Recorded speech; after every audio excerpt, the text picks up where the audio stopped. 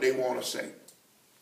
When you don't speak up for yourself and you let people do stuff, and those kind of people, like people say, oh girl, you can run that. The most dangerous person in the world is the one who all you people are always doing something to. That's the guy you see that snap and 15, 20 people die.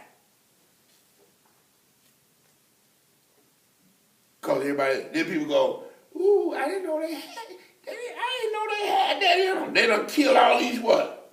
People. They had it in them all or what? Damn. You just kept on putting more and more on them because they could take it.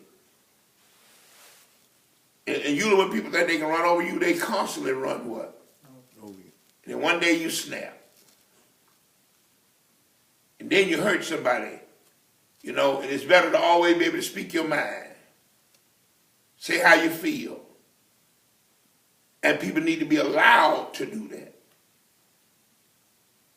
You don't ever tell a person when they're trying to talk, you may tell them, you hold on, let me finish what I'm saying. Now you go ahead and speak. And you always got to have the ability to listen. You'll never work nothing out if you try to out-talk somebody. You also need to be able to listen. And you got to also know you can't get your way everywhere. Damn. There's a lot about marriage that a lot of people don't understand. Come on. Then he establisheth all her vows, or all her bonds, which are upon her. He confirmeth them, because he held his peace at her in the day that. Now, anybody, how many of y'all ever heard that said? Silent gives consent. Anybody hear that? That's what the marriage vow is all about. Is there anybody here who know why or any reason why these two should not be joined what? Together. Speak now. Forever hold your peace.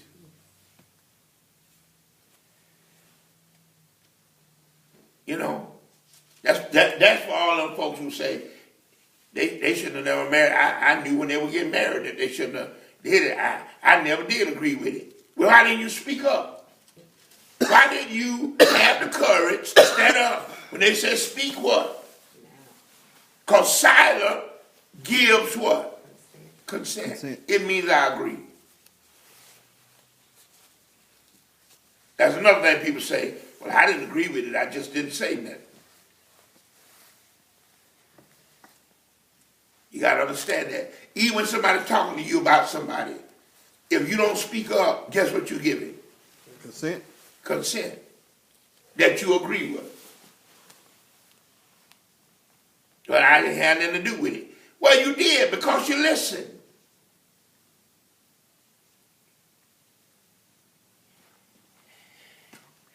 All of this is letting you know how God, who's expressing their feeling? God. See? So what you know what that falls under? There's a time for all what? There's a time to speak, time to keep silent. And sometimes people keep silent when they should speak what? Speak up. Come on. But if he shall any ways make them void, after that he hath heard them, then he shall bear her iniquity. Hear that? Hear that? Y'all heard me say that earlier, and you hadn't read it, right? Now God says what? If he speaks up in any ways at what? All, and come against you doing it, the Lord forgives you, but he bears the what? Iniquity. So if what he has done has become a sin, because the Lord wanted you to what? Do it. Then it's his sin. And that's the scary part right there. That's the part that makes me as a man stand back and say, sis, you say God told you to do that? Yes, sir. Well, I ain't touching it. Why? Because if I stop her from doing the will of what? God, then I've just committed a what? Sin. Everybody see that? he shall bear her iniquity. And that's gross wickedness, gross injustice. Whatever motive I had for not allowing her to give to God. Come on. These are the statutes which the Lord commanded between a man and his wife, between the father and his daughter, being yet in her youth in her father's house. In essence, what they were trying to say is women couldn't just go on their own and do things. There are only 4 different ways you can be a woman. You can be a woman married to a man. You can be a daughter in your father's house. You can be a woman who was married but is divorced. Or you can be a woman whose husband is dead. Those are the only 4 kinds of women there are in the world. Unmarried women, married women, divorced women, and widowed women. That's it. You are one or the what? Other. So God is speaking to you as a woman. See?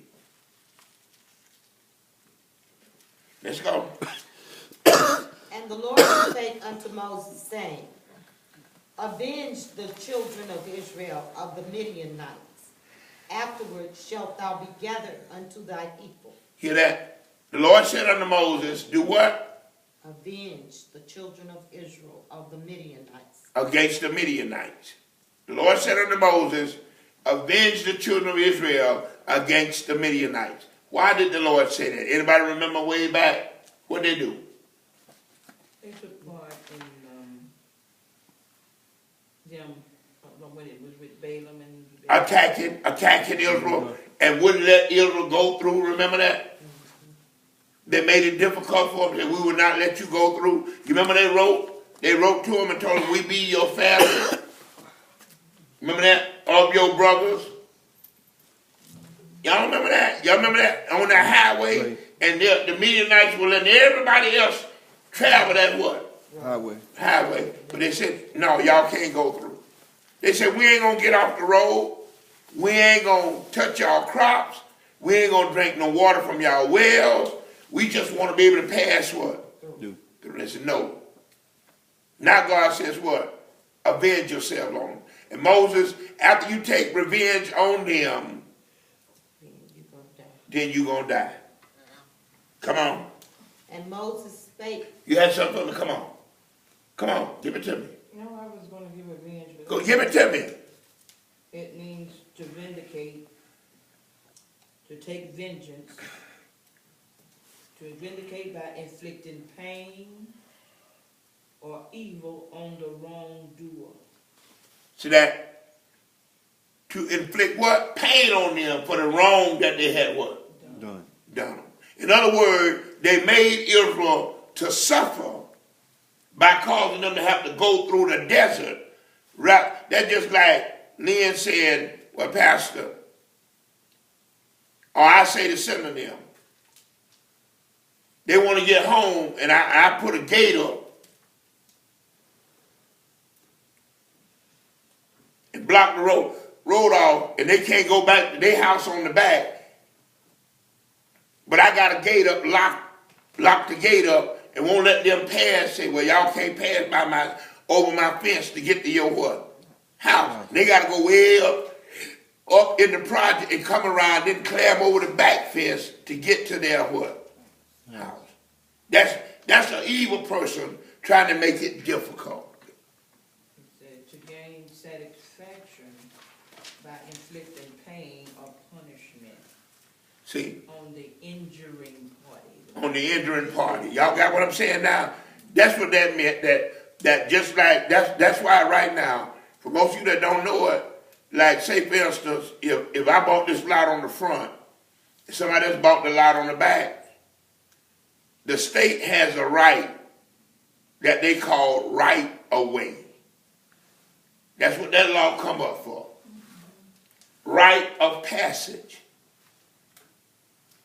Y'all understand what I'm saying? From the middle of that road out there, from the middle of that road to 15 feet on my property is right away. So even though my property run all the way up to the road, the state has the right of way that if they choose, say 5 years or 10 years from now, and they want to 4-lane that street, they can go to the middle of the road and measure 15 feet.